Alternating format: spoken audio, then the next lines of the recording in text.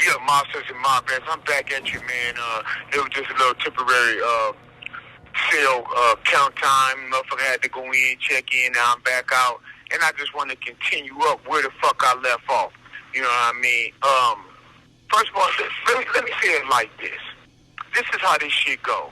You know, I got a lot of. I look at judges on a high level. Why do I say that? Because I watch a lot of Judge Judy, and you don't. And a motherfucker that go to court, you don't really know how smart these people are or what they know, the game and the knowledge that they process. Judge Judy got the mind of Minota. She processes this information, and then when you see her grill a motherfucker for coming at her with something stupid, it's like, man, what the fuck? Why? And it's like the most funniest shit when it comes to, you know, challenging wits and intelligence.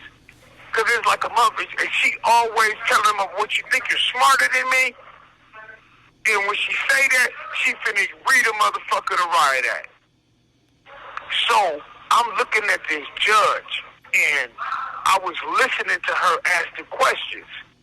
And at first, from my observation, it's just me sitting there, at first it was always like she wasn't really letting DeMarco say what he had to say or really finish process, because it was like the prosecutor, his word was the gospel, you know, because his mouth open and shut like a Bible. It ain't no prayer book, because he's a cold liar, man. He don't give a fuck about no life at all. He will really rob a motherfucker of their liberty and throw him in the cell. But I started to see she's sharp, on point like a mosquito's needle, because when it started to come out, I said, okay, I can imagine what's going on in her head. She ain't got to do the Judge Judy and do a whole lot of talking. You understand? She ain't got to do that, because Judge Judy, you know, by her, you know, checking the motherfucker and putting him on the grill, let you know where her mind is at. So that's why I'm saying, now that this judge has really observed it and took everything in, I think she's gonna do the right thing. If she don't rule in my favor, I mean, I wouldn't be surprised, because it's a lot of shenanigans that have been taking place. My journey going through this, trying to show, you know, who I am, because I've been dehumanized by this prosecutor. And DeMarco, you know what I mean, he put life back into me. He showed them that I was somebody doing something productive. You follow me? And I've been on 10 platinum albums. I was around the biggest and the best in the business. And all of a sudden, this dude come and paint a whole different picture of me, and he create a narrative that went on for 16 years, 9 months, 1 day. Hear me. Nobody was listening. Robert Z. DeMarco came in like a motherfucking Marine with the attitude that I leave no soldier behind. And he unloaded his motherfucking gun. He did what he was supposed to do. I love Robert Z. DeMarco, the motherfucking great Robert Z. DeMarco. And he looked at me, he said, you got anything that you want? I said, man, I ain't got nothing to say. He said, I done silenced the Mac. Yes, you did. And that ain't easy. I had nothing to say. I had nothing to add. Hey, man, you should have did this, you should have did that. Because I'm trying to tell you, me and this man goes at it. And I know he got love and respect for me because he stayed in the fight. And trust me, I'm a handful. I'm hard to deal with. Because if I think you're on the wrong, I'm going to let you know. I tell you how I feel. I say what I mean. I speak from the heart where words don't lie. When I talk, trust me, I mean it. I ain't saying it if I don't mean it. I mean what I say, and I say what the fuck I mean. And I don't give a fuck how nobody feel about it. So my point is this. Robert DeMarco stood in this fight with me, man, and he was in that motherfucker, and it was like the most, man, look, and I don't know what, hey, man, I was so emotional, though. You know, water was in my eyes, because I said, this man is representing me. He dissecting this fake-ass shit.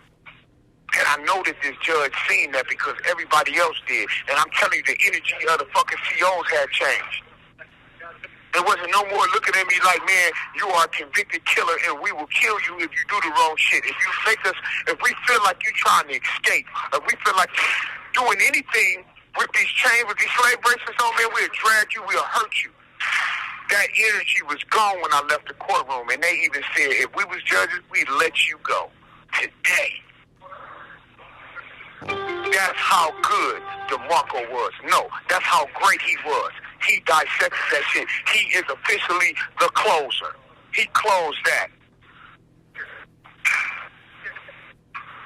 And I know that he has a lot of great respect and admiration for the judge in the manner that he speak of her. You know, this is behind her back. He got great shit to say. So I'm looking at it and I'm going, okay, I hope that what he's saying rang to be true, because it's important to be fair. And the fact of the matter is, you done grabbed me, this man done grabbed me, painted this picture, said all of this fucked up shit about me, got a conviction, and he's continuing to do it, even though the floodgates of injustice has poured out to show how foul he is. This man has raped democracy.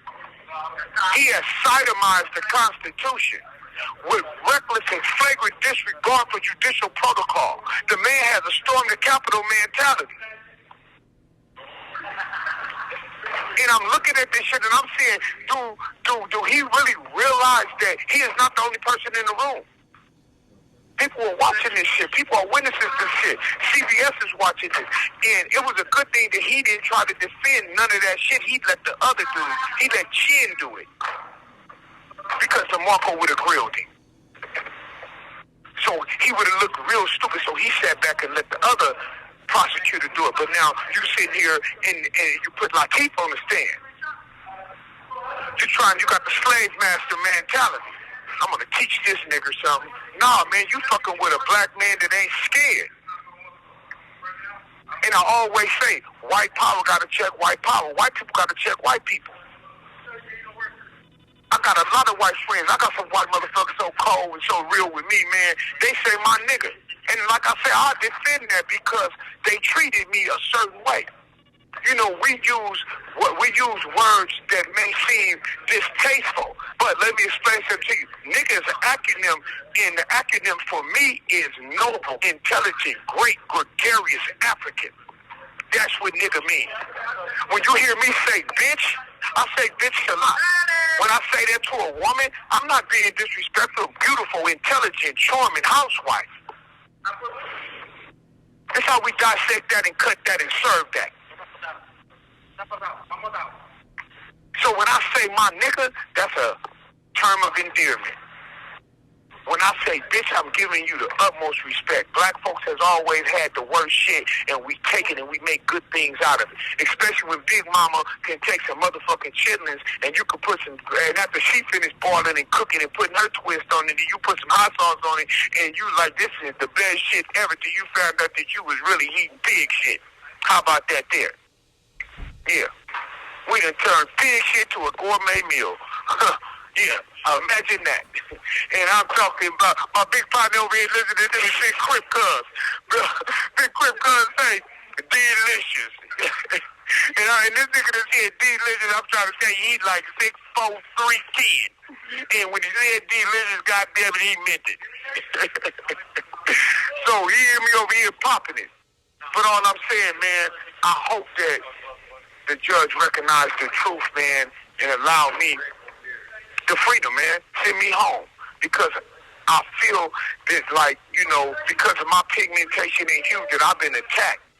And yes, I'm highly upset. I got every right to be angry. I got every right to not have no respect for Mark DiGiacomo. And it's a lot of people that work with him, co-workers that share my sentiments of not liking his ass. Trust me on that. They know his modus operandi is well known. And he did it in the courtroom, and I'm trying to tell you that Vanessa Murphy got him on a hot mic. I'm looking over there while he's saying to Chin, oh, man, yeah, you really put me out there, man. Yeah, thanks, buddy. And then he went on to say some other shit. She got the mic. She looked at it, mouth dropped to the floor. I'm talking about eyes pop big, mouth hit the floor. Like the motherfucking cartoons. Eyes popping, jaw dropping. Like, did he just say that? Yeah, he said that. Now, what you gonna do? You gonna hide that? You gonna let You him? have 1 minute left. You gonna let him get out of that? Because if I drop something foul on the hot mic, that motherfucker it's going viral. So I'm just saying, man, God willing, that the lady find it in her heart to do the right thing. I don't know what she gonna do. But I feel like her energy had changed. I feel like that she heard the truth. That all the shit that he was saying about me, he made up. And again, he's an habitual, compulsive, pathological liar. Look, man, I gotta serve this food. I love y'all, man. God willing, you'll see me soon. Pray for me, because I'm gonna need it. I'm gonna need all the prayers. You feel me? From every religion. Give it to God in a real motherfucking way. All right, mobsters and mobettes. The caller has hung up.